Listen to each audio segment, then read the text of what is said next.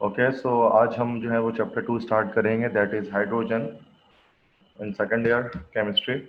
और बड़ा simple chapter है, बड़ा इजी चैप्टर है, छोटा सा, ठीक है। कुछ ही टॉपिक्स हैं चैप्टर 2 हाइड्रोजन में। तो हाइड्रोजन के बारे में सबसे पहले सिंपलेस्ट बात याद रखें कि हाइड्रोजन का जो एटम होता है वो सिंपलेस्ट एटम होता है, ठीक है। सिंपलेस्ट मतलब सबसे सादा एटम जो है वो हाइड्रोजन का होता है।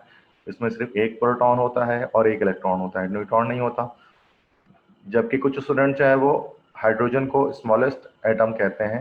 जो स्मॉलेस्ट याद रखें जो है वो हाइड्रोजन नहीं होता,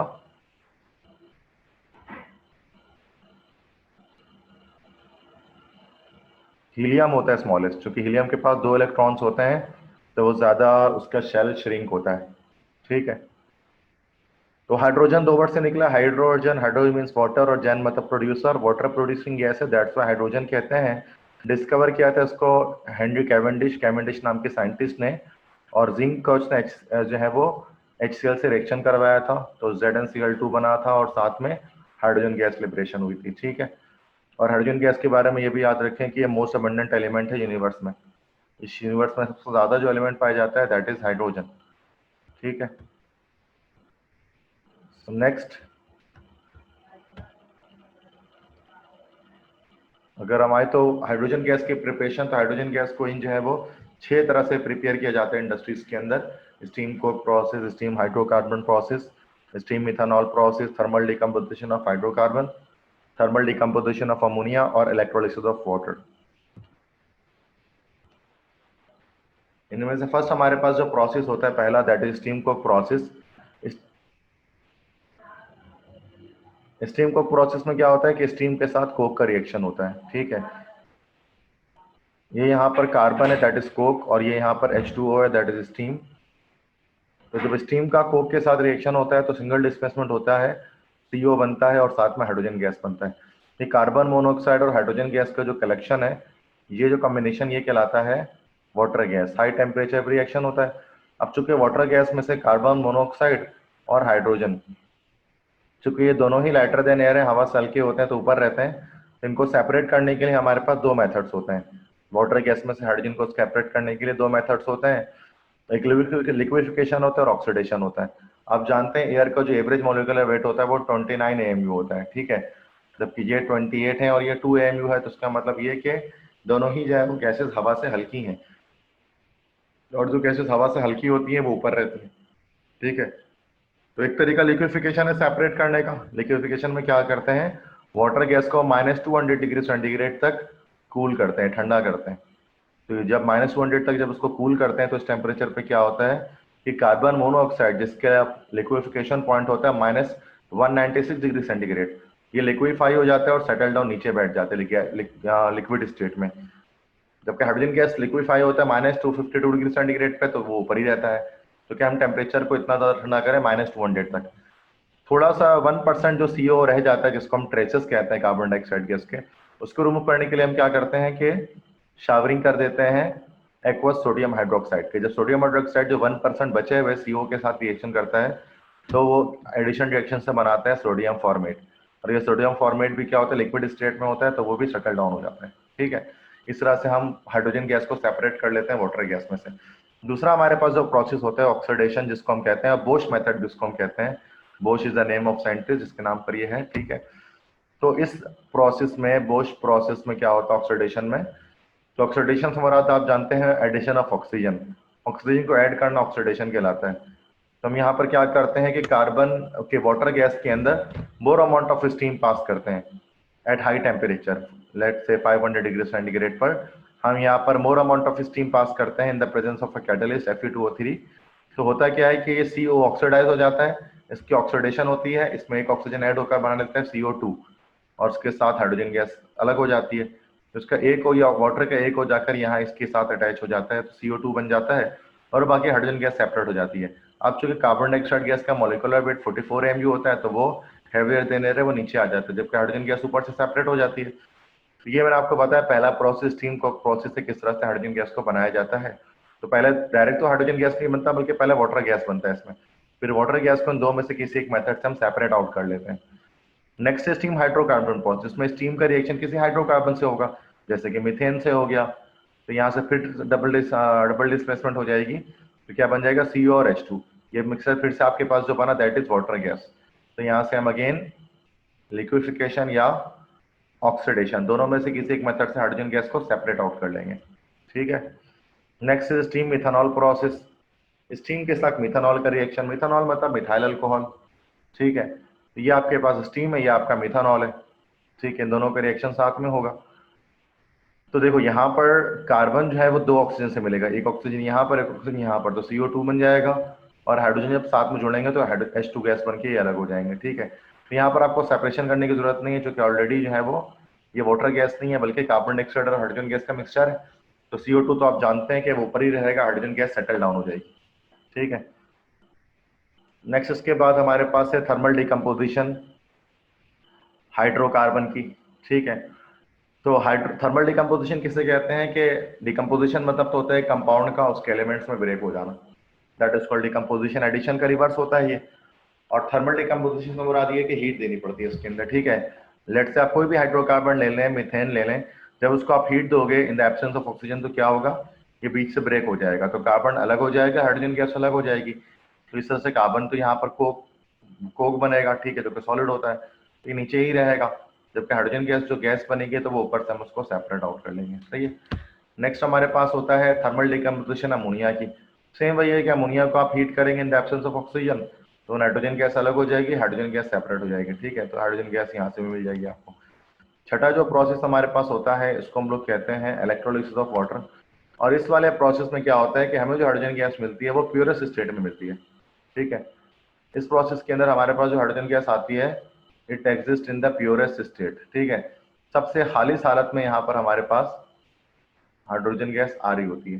ठीक है, जिसको हम लोग कहते हैं प्योरेस्ट स्टेट के अंदर। ओके, तो अब यहाँ पर क्या होता है कि इलेक्ट्रोलिसिस की जाती है। वैसे आप जानते हैं प्योर वाटर नॉन इलेक्ट्रोलाइट होता है। ठीक है, तो उसमें हम फ्यू ड्रॉप्स ऑफ एसिड या फ्यू ड्रॉप्स ऑफ बेस हम ऐड करके इसको हम इलेक्ट्रोलाइट बना लेते हैं, फिर हम बैटरी से जोड़ते हैं। तो क्या होता है कि अब दो आइंस हैं, एक H हाइड्रोजन हो गया, एक ऑक्सीजन आइन हो गया। ठीक है, तो H पॉजिटिव जो है वो आपको नेगेटिव टर्मिनल पे मिल जाता है कैथोड पर, जबकि O नेगेटिव आपको एनोड पर मिल जाता है। ठीक है, इस तरह से आपको जो है वो हाइड्रोजन गैस यहाँ से प्योरेस्ट स्टेट में वाटर की इलेक्ट्रोलिसिस से ऑब्टेन हो जाती है। ठीक है, तो ये 6 तरीके थे स्टीम को process, steam hydrocarbon process, steam ethanol process, thermal decomposition of hydrocarbon, thermal decomposition of ammonia और इलेक्ट्रोलिसिस ऑफ वाटर। ये 6 के 6 समझ में आया सबको? कोई मसला है तो बताएं। ओके, क्लियर है यहाँ तक चीजें? 6 स्टेप्स जो मैंने बताए, ये 6 मेथड्स जो मैंने बताए आपको हाइड्रोजन गैस की प्रिपरेशन के। ओके, ठीक है, ठीक है, सबको क्लियर है? ओके,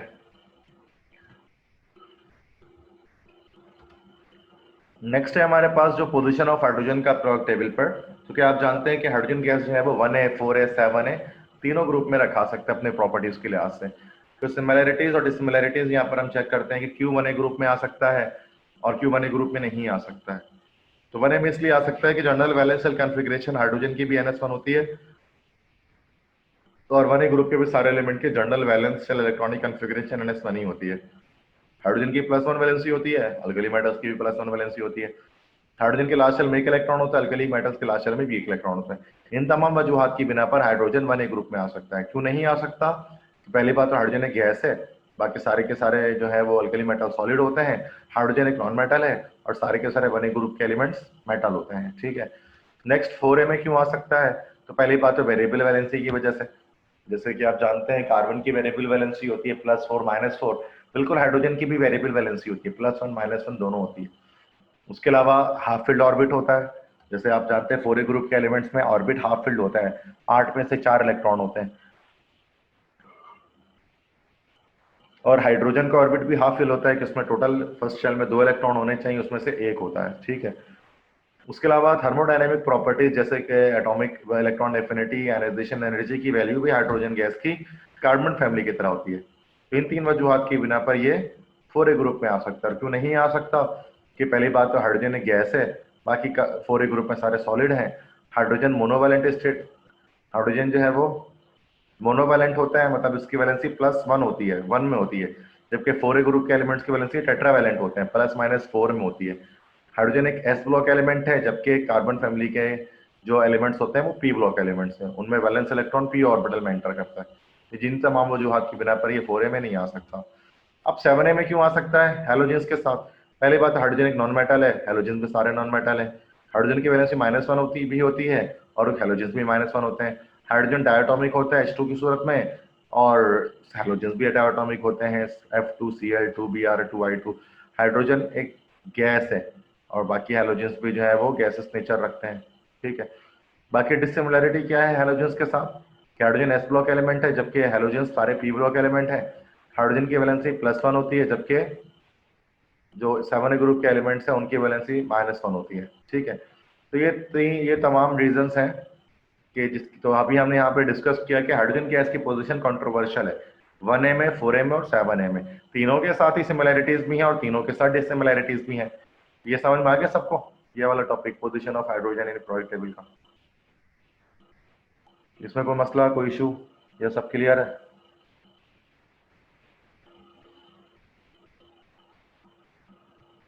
ठीक है, ओके, तो ये सही है। आगे बढ़ते हैं फिर। नेक्स्ट हमारे पास जो टॉपिक है, जो बड़ा टॉपिक लास्ट इसका होता है हमारे पास, दैट इज हाइड्राइड्स। हाइड्राइड्स क्या होता है? Binding compounds of hydrogen.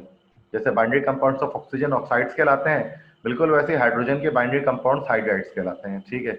जैसे हाइड्रोजन जब किसी भी एलिमेंट के साथ मिल जाता है, जैसे कि HCl मिल गया, बन गया, दैट इज अ हाइड्राइड, ठीक है। अब हाइड्राइड की हमारे पास 6 टाइप्स होती हैं, ionic, covalent, complex, metallic, polymeric, borderline, ठीक है, जिसको हमें डिस्कस करना है।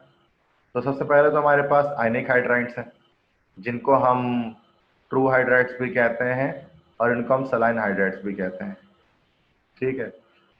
तो पहली बात, तो आयनिक हाइड्राइड बनता कब है? कि जब हाइड्रोजन रिएक्शन करता है एस ब्लॉक एलिमेंट्स के साथ।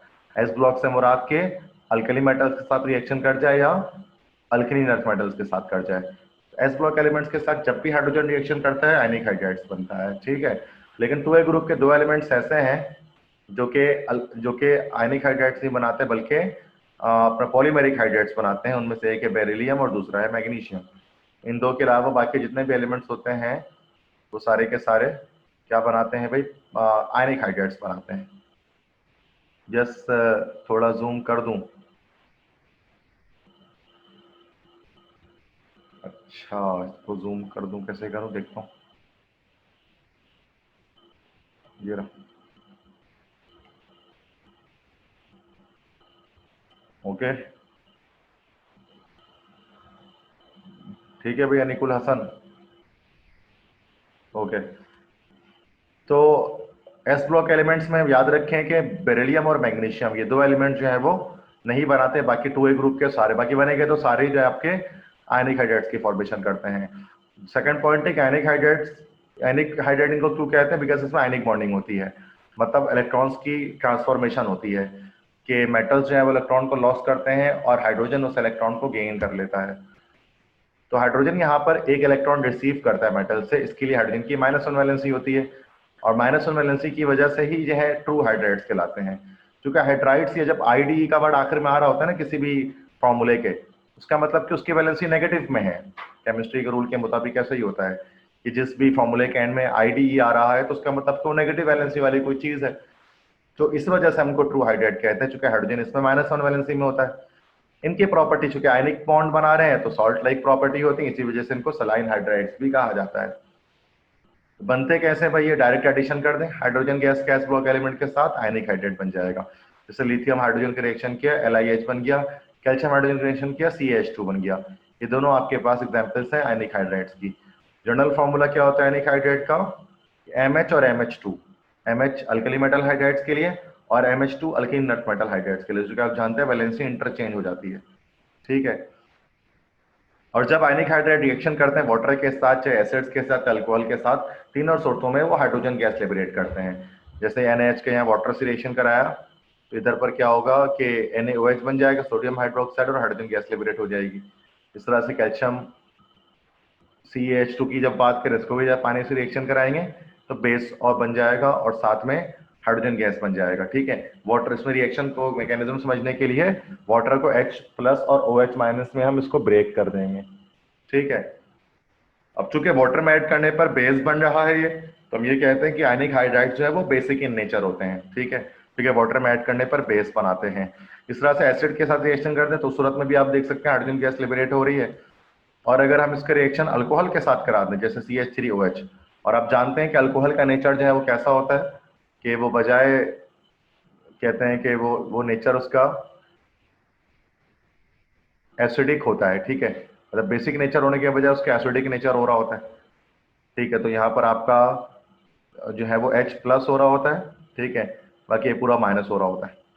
तो Na जो है वो आकर यहाँ पर मिलेगा CH3O के साथ, और H मिल जाएगा इस H के साथ, तो हाइड्रोजन गैस अलग हो जाएगा और CH3ONA बनेगा, that is sodium not ethoxide, it should be sodium methoxide, sodium methoxide बन जाएगा।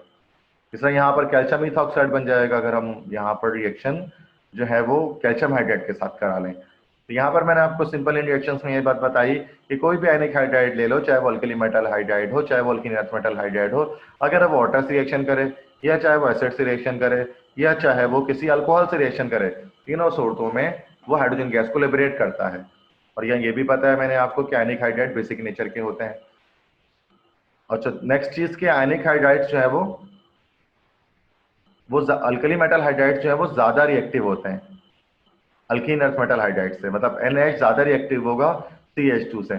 इस वजह से जब भी आयनिक अल्कली मेटल हाइड्राइड की वजह से हाइड्रोजन गैस बनता है तो वो लॉस हो जाता है हाईली एक्सोथर्मिक रिएक्शन होने की वजह से। तो क्या होता है कि हम अल्कलीन अर्थ मेटल हाइड्राइड्स को, कैल्शियम हाइड्राइड को, इनको इस्तेमाल करते हैं हाइड्रोजन गैस की प्रिपरेशन के लिए। ठीक है, तो this is all about ionic hydrides. ठीक है, तो समझ में आ गया सबको आयनिक हाइड्राइड, या किसी को कोई इशू है?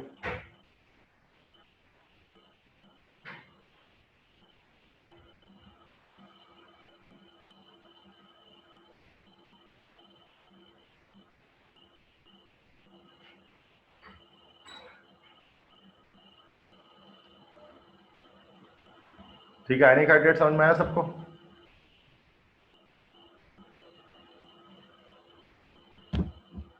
ओके, नेक्स्ट हमारे पास जो है वो है कोवेलेंट हाइड्राइड। ठीक है, तो कोवेलेंट हाइड्राइड की जब हम बात करते हैं बच्चों, तो कोवेलेंट हाइड्राइड क्या होते हैं कि उस वक्त बनते हैं जब हाइड्रोजन रिएक्शन करता है p ब्लॉक एलिमेंट्स के साथ, मतलब ग्रुप 3a से ग्रुप 7a के एलिमेंट्स के साथ रिएक्शन करता है। 8a वाले तो रिएक्शन करते नहीं है, इसलिए वो हाइड्राइड्स की फॉर्मेशन नहीं करते। कोवेलेंट हाइड्राइड इसलिए कहते हैं कि कोवेलेंट बॉन्ड बनता है इसके बीच में, शेयरिंग ऑफ इलेक्ट्रॉन होती है, इनकी प्रॉपर्टीज सिमिलर होती हैं कोवेलेंट कंपाउंड की तरह। ठीक है, इनकी प्रॉपर्टीज कोवेलेंट कंपाउंड की तरह होती हैं। और ये भी कैसे बनते हैं, डायरेक्ट एडिशन आप करा दो हाइड्रोजन गैस का p ब्लॉक एलिमेंट्स के साथ तो कोवेलेंट हाइड्राइड बन जाते हैं।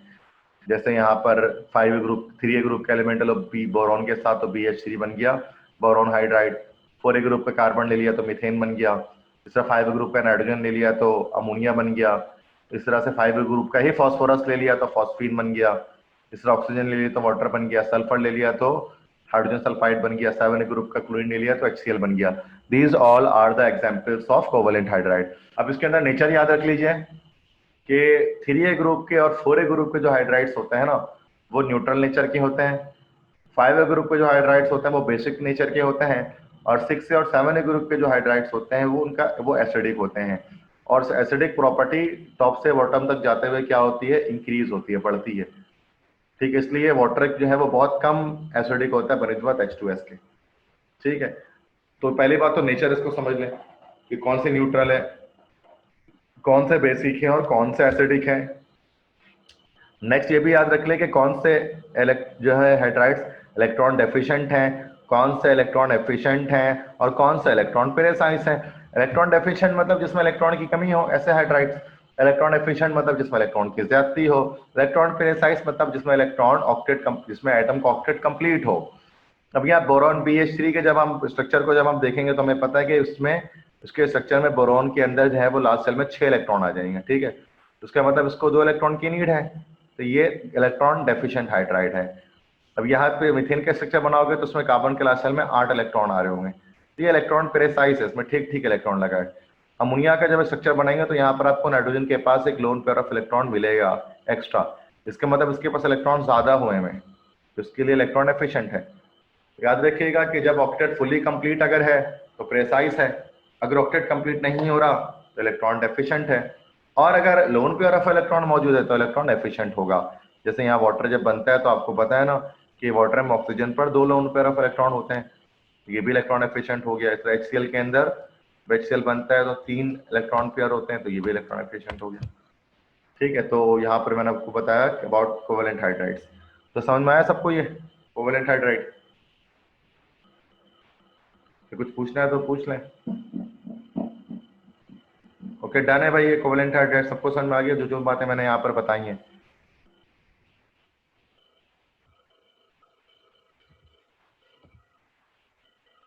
ओके फिर नेक्स्ट हम आते हैं इसमें, दैट इज कॉम्प्लेक्स हाइड्राइड्स। ठीक है, तो कॉम्प्लेक्स हाइड्राइड्स किसे कहते हैं? कॉम्प्लेक्स हाइड्राइड उस वक्त बनते हैं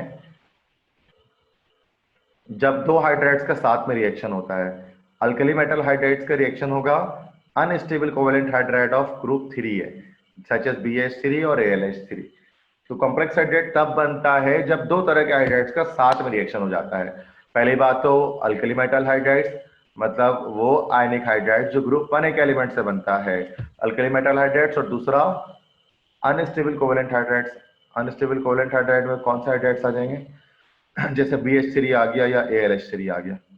ठीक है, तो ये आपका हो गया यहाँ पर 3A ग्रुप के अनस्टेबल कोवेलेंट हाइड्राइड्स। तो जब ये आपस में मिलेंगे रिएक्शन करेंगे, ये बन जाएगा LiAlH4।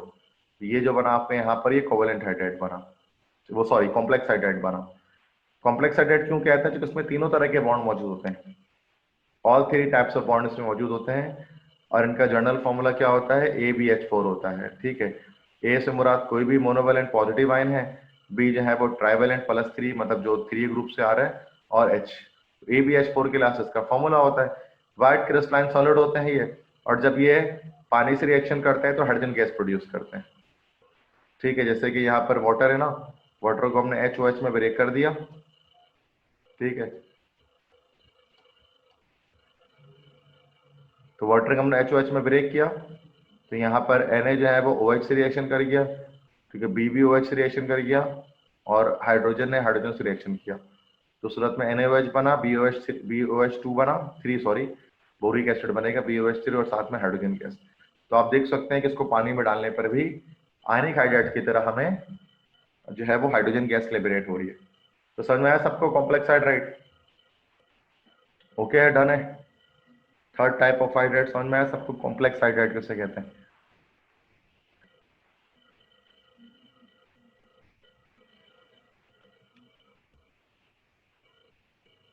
तो कोई प्रॉब्लम तो नहीं है, कोई सवाल क्वेश्चन वगैरह कुछ?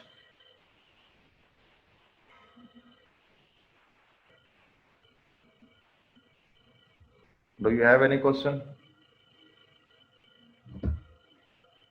Your students, do you have any question regarding this topic? No questions at all? Okay. Next हमारे पास है उसके बाद मेटेलिक हाइड्राइड, जिनको हम इंटरस्टिशियल या नॉन स्टोमेट्रिक हाइड्राइड भी कहते हैं। तो मेटेलिक हाइड्राइड्स में क्या होता है, ये कब बनते हैं भाई? कि जब हाइड्रोजन जो है वो फिजिकली एब्जॉर्ब हो जाता है ट्रांजिशन मेटल के इंटरस्टिशियल स्पेसेस के अंदर। मेटेलिक हाइड्राइड तब बनता है जब हाइड्रोजन रिएक्शन करता है किसके साथ? डी ब्लॉक एलिमेंट्स के साथ, ट्रांजिशन एलिमेंट्स के साथ। और सब जानते हैं कि ट्रांजिशन एलिमेंट्स के अंदर छोटे छोटे से होल्स होते हैं, उन होल्स को हम लोग कहते हैं इंटरस्टिशियल स्पेसेस। उन्हीं के अंदर हाइड्रोजन एब्जॉर्ब हो जाता है। ठीक है, और उसके एब्जॉर्प्शन से मेटेलिक हाइड्राइड बनता है। अब चूंकि इंटरस्टिशियल स्पेसेस के अंदर वो जाकर ज्वाइन हो रहे हैं, दैट्स वाई हम उनको इंटरस्टिशियल हाइड्राइड्स भी कहते हैं। ठीक है, अच्छा चूंकि केमिकल रिएक्शन नहीं हो रहा, फिजिकली जस्ट एक एड्रॉप्शन से ये बन रहे हैं, तो कोई स्टोइचोमेट्रिक रेशियो है, कोई फिक्स रेशियो में कंबाइंड नहीं होता ये, तो ये नॉन स्टोइचोमेट्रिक हाइड्राइड भी कहलाता है। जैसे TiH 1.7, इनका कोई फिक्स फॉर्मूला नहीं होता, वेरिएबल फॉर्मूला होता है। इस तरह मेटेलिक हाइड्राइड्स को कैटलिस्ट के तौर पर इस्तेमाल किया जाता है। जैसे कि हाइड्रोजनेशन जब हमें करना पड़ता है, तो उसमें हम जो है वो निकल, प्लाटिनम या पैलेडियम में से कोई कैटलिस्ट इस्तेमाल करते हैं ऑर्गेनिक केमिस्ट्री के अंदर। तो हाई टेम्परेचर पे जब हम मेटेलिक हाइड्राइड्स को हीट करते हैं तो क्या होता है कि उसमें घुसता तो मॉलिक्यूलर हाइड्रोजन है, लेकिन जो बाहर हाइड्रोजन आता है वो कौन सा होता है? वो एटॉमिक हाइड्रोजन होता है जो बाहर आ रहा होता है, जिसकी वजह से क्या होता है, रिएक्शन की स्पीड बढ़ जाती है। ठीक है, तो जिसकी वजह से मेटेलिक हाइड्राइड्स को हम एज अ कैटलिस्ट इस्तेमाल करते हैं। तो बात समझ आ गई सबको, मेटेलिक हाइड्राइड्स किसे कहते हैं?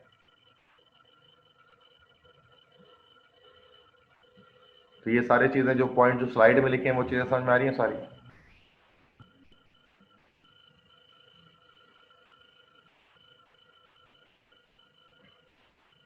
ठीक है, तो ये फोर्थ टाइप ऑफ हाइड्राइड था।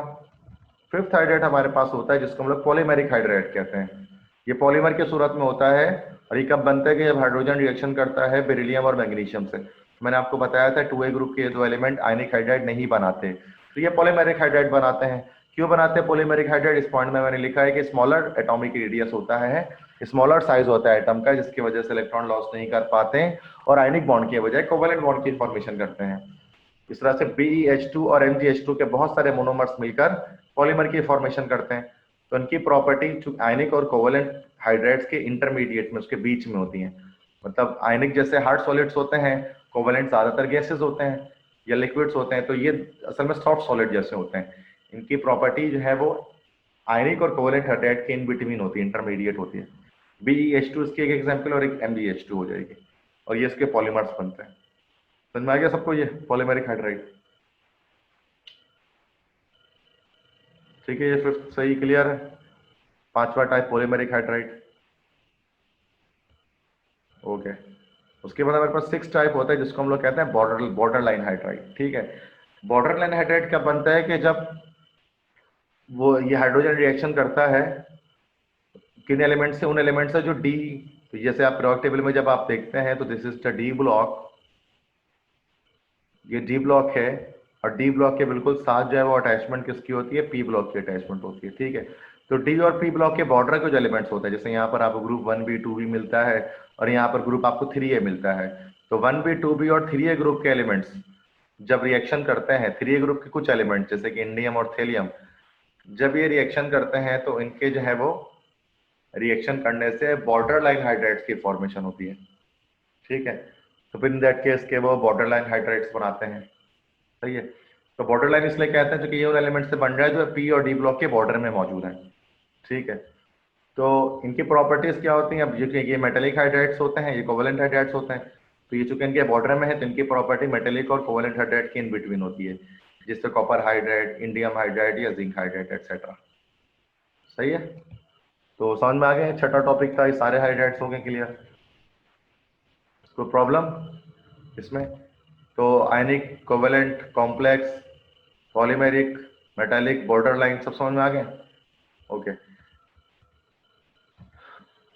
नेक्स्ट हमारे पास जो टॉपिक होता है एटॉमिक हाइड्रोजन। जानते हैं एटॉमिक हाइड्रोजन को हम सिर्फ H से शो करते हैं, मॉलिक्यूलर हाइड्रोजन H2 से शो होता है। ठीक है, अब ये तो डुप्लेट कंप्लीट है तो स्टेबल मॉलिक्यूल है, इसमें असल में एक इलेक्ट्रॉन होता है, तो ये अनस्टेबल होता है और ज्यादा रिएक्टिव होता है मॉलिक्यूलर हाइड्रोजन से।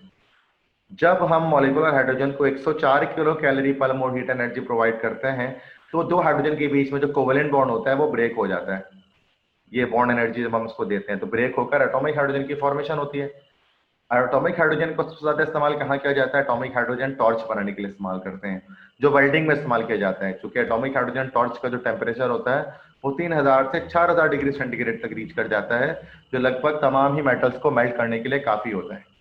ठीक है, तो समझ में आया एटॉमिक हाइड्रोजन सबको? ओके, ये सारी बातें समझ में आती है जो लिखी हुई है?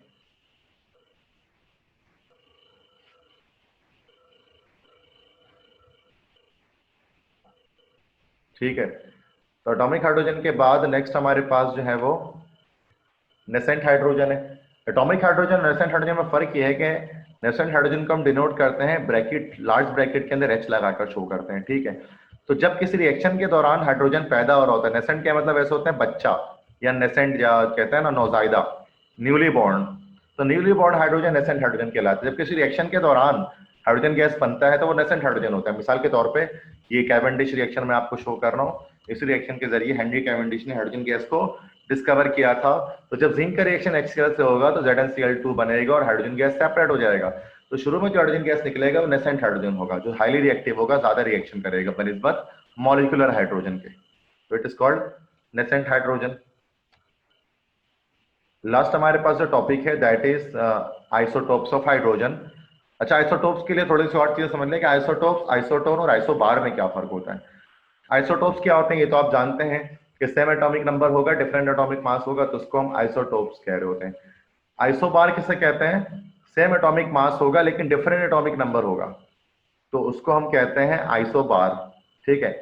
For example argon and calcium, आप जानते हैं कैल्शियम का जो एटॉमिक मास है वो 40 होता है, और साथ में आर्गॉन का भी एटॉमिक मास 40 होता है। इनके एटॉमिक मास सेम है, लेकिन एटॉमिक नंबर आर्गॉन का 18 होता है और कैल्शियम का 20 होता है, तो उनको हम आइसोबार कहते हैं। Same atomic mass but different atomic, same atomic mass but different atomic number. फिर हमारे पास कुछ होते हैं आइसोटोन्स। आइसोटोन किसे कहते हैं? जिन एलिमेंट्स के अंदर सेम नंबर ऑफ न्यूट्रॉन होंगे लेकिन डिफरेंट नंबर ऑफ प्रोटॉन होंगे, तो उनको हम आइसोटोन कहते हैं। जैसे बोरॉन 12 और कार्बन 13, दोनों में नंबर ऑफ प्रोटॉन्स जो है, नंबर ऑफ न्यूट्रॉन्स जो है वो 7 होते हैं, सेम होते हैं, लेकिन नंबर ऑफ प्रोटॉन्स दोनों में अलग होते हैं। तो ये आपने समझा होगा कि आइसोटोप्स, आइसोटोन और आइसोबार में क्या फर्क होता है, ठीक है। अब हाइड्रोजन के 3 आइसोटोप आप सब जानते हैं, प्रोटियम है, ड्यूट्रियम है, ट्रीटियम है। Protium 1H1, deuterium 1H2, tritium 1H3। इसको कैपिटल पी से शो करते हैं, इसको कैपिटल डी से, इसको कैपिटल टी से भी शो कर देते हैं। ये ऑर्डिनरी हाइड्रोजन कहलाता है। ये हैवी हाइड्रोजन होता है क्योंकि भारी होता है, और ये रेडियो एक्टिव हाइड्रोजन होता है क्योंकि इसका न्यूक्लियस अनस्टेबल होता है। एटॉमिक नंबर 1, एटॉमिक मास 1 है प्रोटियम का, ड्यूट्रियम का एटॉमिक मास 2 होता है, ट्रीटियम का एटॉमिक मास 3 होता है।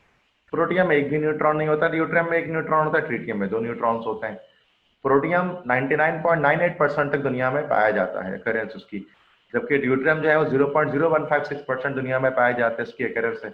और ट्रीटियम की परसेंटेज है 4 × 10⁻⁻15%, मतलब ये बहुत कम है ट्रीटियम दुनिया में।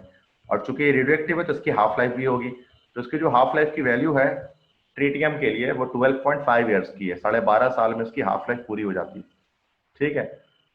तो यहाँ पर जो है वो आई थिंक यस, चैप्टर यहाँ पर जो है वो आपका खत्म हो जाता है। फिर कुछ एमसीक्यूज की सॉल्यूशन करते हैं, ठीक है। तो एमसीक्यूज नंबर 1 है, इसका आंसर दें।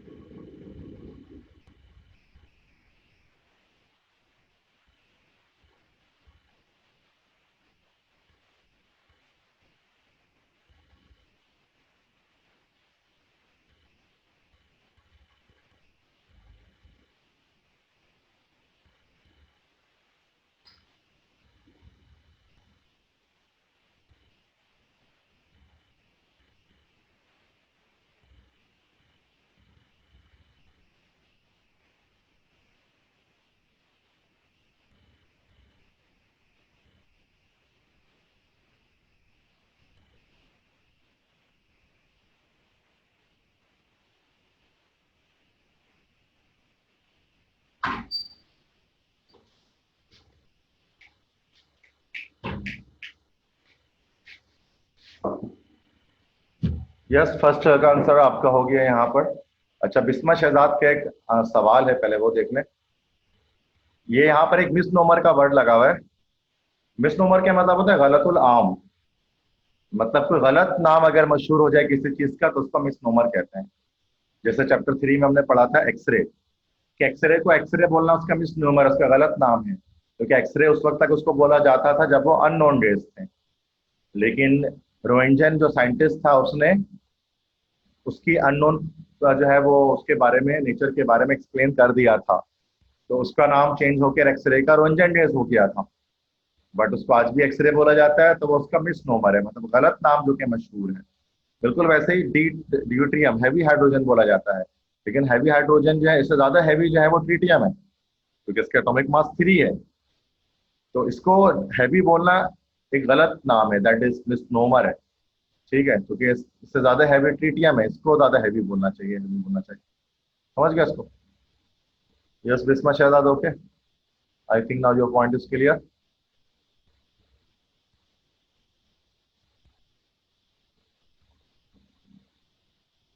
Okay, next. तो ये तो सही आंसर आपने बताया, इसका ए है, बोश प्रोसेस, ठीक है। नेक्स्ट एमसीक्यूज है, hydrogen gas gets absorbed at the surface of. Hydrogen gas इनमें से किसके सरफेस पर एड्सॉर्ब हो सकता है?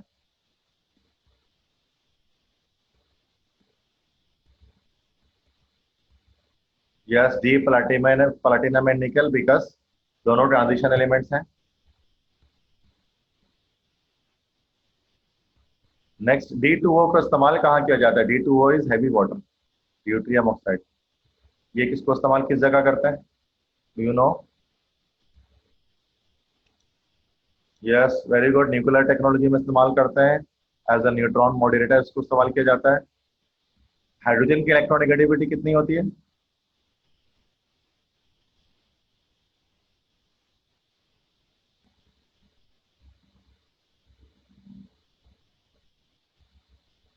अनीकुल हसन ने कहा 1.9। तो हाइड्रोजन की जो इलेक्ट्रोनेगेटिविटी होती है वो होती है C, 2.1 होती है, इसको याद रखें। हाइड्रोजन गैस किस टेम्परेचर पर लिक्विफाई होता है?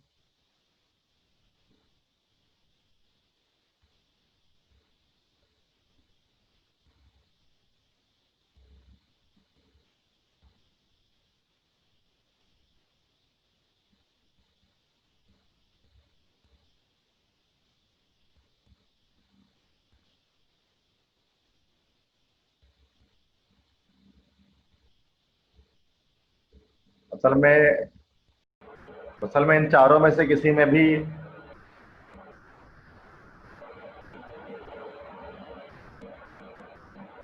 नहीं। यस बिस्मा, -196 डिग्री सेंटीग्रेड, जो -196 आप कह रहे हैं, this is actually the liquefaction point of carbon monoxide. Hydrogen का इनमें से कोई नहीं होता। हाइड्रोजन जो है वो -252 डिग्री सेंटीग्रेड पर लिक्विफाई हो रहा होता है। Yes, this is the temperature of point of liquefaction. Next is, जब वेजिटेबल घी बनाया जाता है तो उसमें कौन सा प्रोसेस होता है? हैलोजिनेशन, हाइड्रोजिनेशन, हाइड्रोक्सिलेशन या dehydrogenation? Yes Bisma Shahzad, you are right, B hydrogenation की जाती है। ठीक है, ऑयल की तो वो घी में कन्वर्ट हो जाता है। Yes Anik, you are also right. Next है, वो कौन से हाइड्राइड होंगे इन चारों में से जो गैस स्टेट में एग्जिस्ट करेंगे?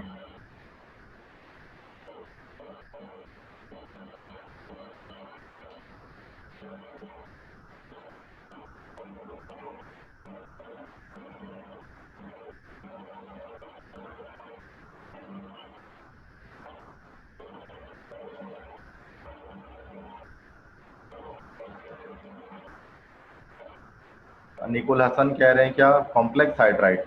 और बताएं बाकी बच्चे, इनमें से कौन से होंगे जो गैस स्टेट के अंदर होंगे?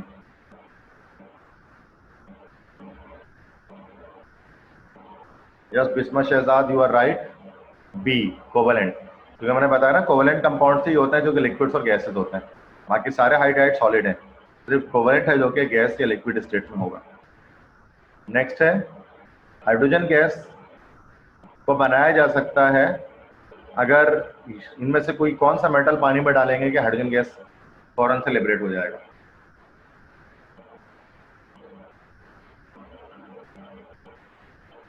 इनमें से कौन सा मेटल है जो पानी में डालने पर हाइड्रोजन गैस आपको दे देगा? Yes B, sodium metal. ठीक है, B is the correct answer. Next है, हैवी वाटर का इस्तेमाल किस लिए किया जाता है? अभी पीछे भी एक सवाल ऐसा गुजरा था।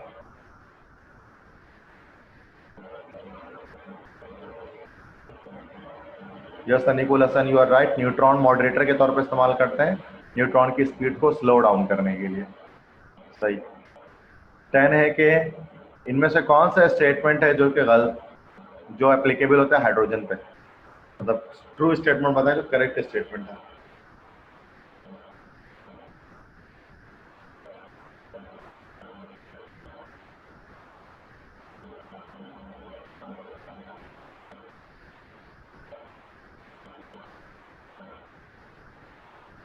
यस सी, हाइड्रोजन जो है वो ऑक्सीडाइजिंग रिड्यूसिंग दोनों एजेंट के तौर पे काम कर सकता है, क्योंकि हाइड्रोजन की वैलेंसी प्लस में भी हो सकती है और माइनस में भी हो सकती है। सॉल्ट टाइप हाइड्राइड्स जब बनेंगे तो हाइड्रोजन गैस को इनमें से किसके साथ रिएक्शन करना पड़ेगा कि आयनिक हाइड्राइड्स बन जाएंगे?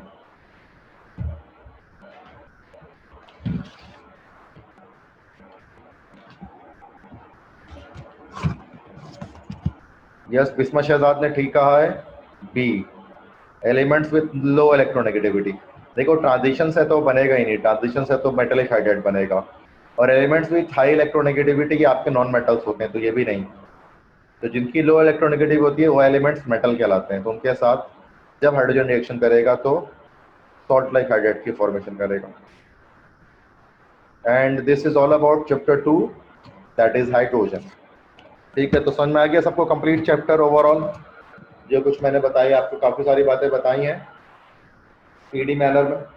ओके, ठीक है, तो बड़े फास्ट मैनर में मैंने चीज़ें बता दी हैं, और आज तक मैं इसकी रिकॉर्डिंग भी सेंड कर दूंगा, अगर आपको दोबारा रिव्यू करना हो तो आप उसको रिकॉर्डिंग सुन लीजिएगा, तो जो चीज़ें अगर समझ में नहीं आए तो वो भी क्लियर हो जाएंगी। ठीक है, तो बाकी मैंने इसकी क्लासरूम लेक्चर्स भी मैंने आपको सेंड किए हैं, तो जिसमें मैं क्लासरूम के अपने रिकॉर्डेड लेक्चर्स हैं, तो वो मैंने कल भी बताया था, तो वो भी चैप्टर 2 का कंप्लीट मैंने डाला हुआ है, वो भी देख सकते हैं आप रिकॉर्डेड लेक्चर्स को भी, तो ज़्यादा बेहतर आपको शायद समझ में। ठीक है क्लास, तो अभी हम क्लास खत्म करते हैं, that's enough for today. Next class में हम चैप्टर 3 स्टार्ट करेंगे, P block elements, S block elements.